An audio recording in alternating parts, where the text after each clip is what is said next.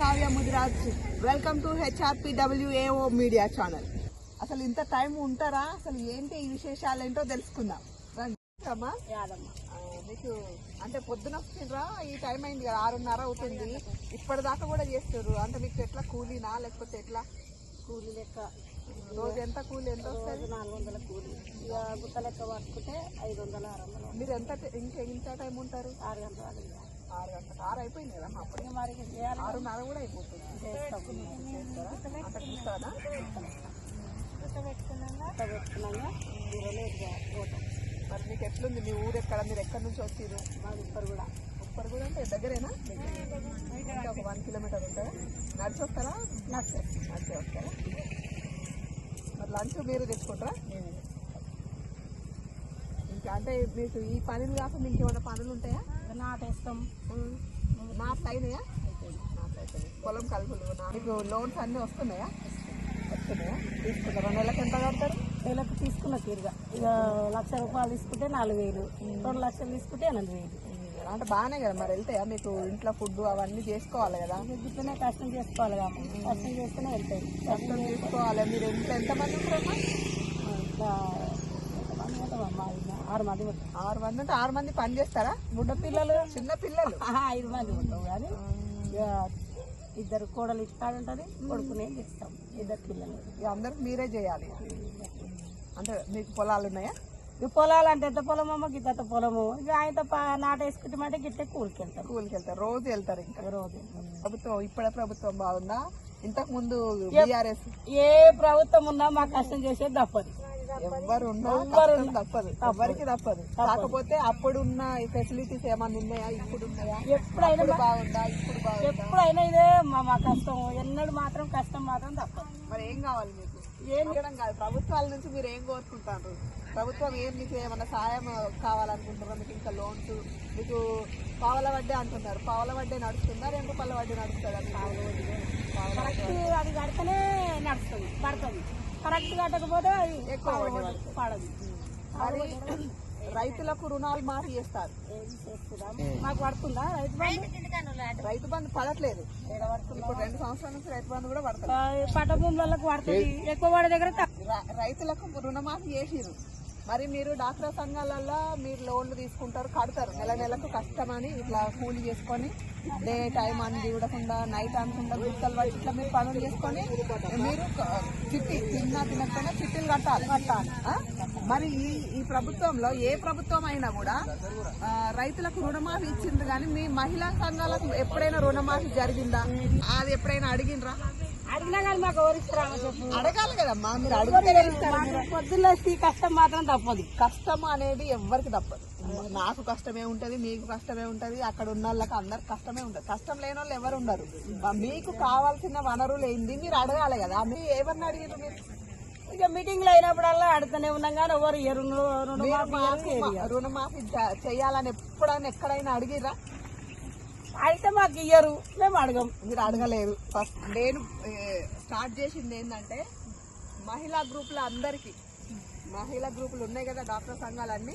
Doctor సంఘాలు ఇప్పుడు రైతులకు రుణమాఫీ ఇస్తారు. పెద్ద పెద్ద వాళ్ళకి కూడా రుణమాఫీలు చేసిరు 1000 కోట్లు.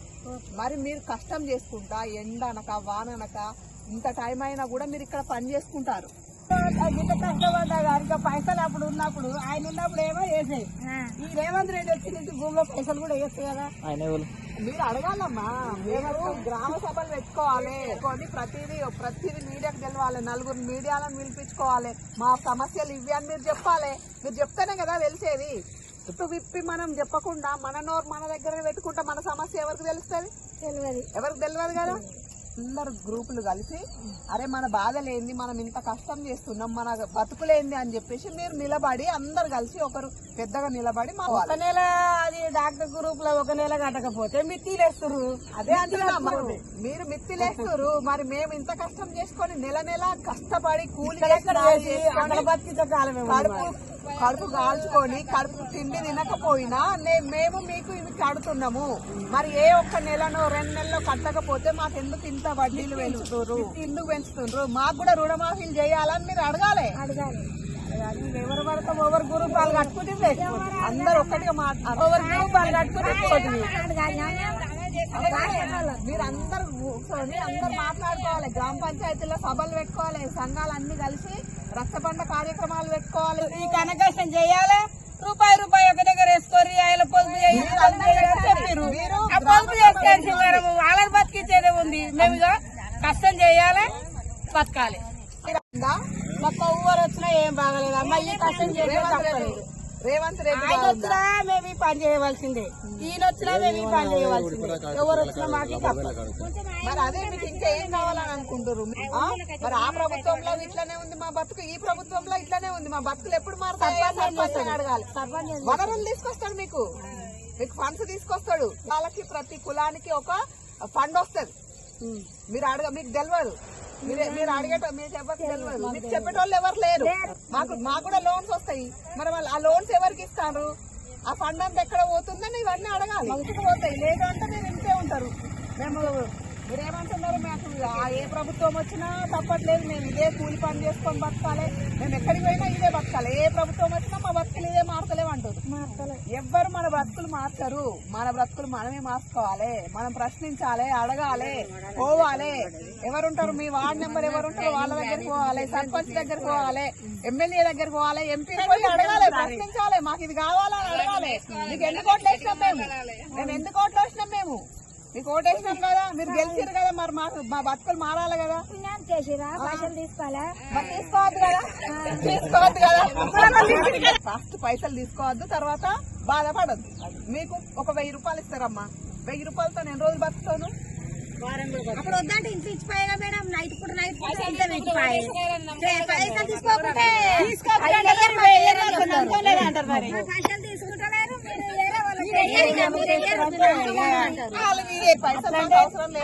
నువ్వు నమ్మకలేవమ్మా, మాకు అయ్యవు.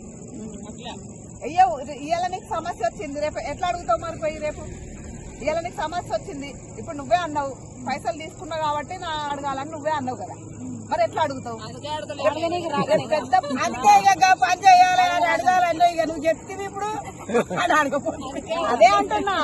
అడగపోకమే లేదు ఇక్కడ పైసలు తీసుకున్నప్పుడు అవగాహన రావాలి. ఓటు ఎప్పుడు మేమే నష్టపోతాం కదా మేడం. అట్లా రావు ఇట్లా రావు. కాలిపోతే అప్పుడు మీరే చెప్తురి. నువ్వు ఓటు వేయలేదనుకో పైసలు తీసుకొని కాలిపోయా. ఆయన నీకేం పని చేస్తలేడు. మీ దాంట్లో మీ సంఘాలలో మీరు ఎవరైనా పోటీ చేసి మీరు నిలబడి మీరు గెలిచి మీరు చేసుకోలేరా? పని అవుతుంది. పైసలు పెడితేనే పని అవుతుంది. అక్కడ మా దగ్గర పైసలే లేదు. పైసల కోసమే పైసలు మీరు మీలో నిలబడితే మీరు ఓట్లు వేసుకుంటారు. ఎవరు మేడం? అప్పుడు వీళ్ళకి రారు మేడం. నా ఎంకంగా ఈయనే చూస్తారు. నిజంగా రారు. ఆయన ఎంకంగానే పోతారు. అప్పుడు మా ఊరు బాగుపడాలంటేనే ఉంటారు. మా ఊరు పొద్దున్నే కాదు నైట్ ఇట్లా వచ్చి ఇట్లా చూసారంటే బాయ్ అప్పుడే పైసలు వెనుక పడిపోయి. పైసలు అని చూసుకుంటే జీవితాలు మారాయి. ఏది చేసినా ఓటు ఎవరికి వేయాలనేది మాత్రం ఆలోచన చేసి వేయాలి. మన కోసం పని ఎవరు చేస్తారో, మీకున్న సమస్యలన్నిటికీ పరిష్కారం చేసే వాళ్ళను ఓటేసి గెలిపించుకోవాలి. అది ఎవరైనా సరే, మీ దాంట్లో మీరైనా సరే. పని చేసుకోవాలంతా మర్చిపోయి పైసలు చూసే మారుతారమ్మా. పని చేసే వాడిని పక్కకి పెట్టి పైసలు చూసి మారుతారు. పని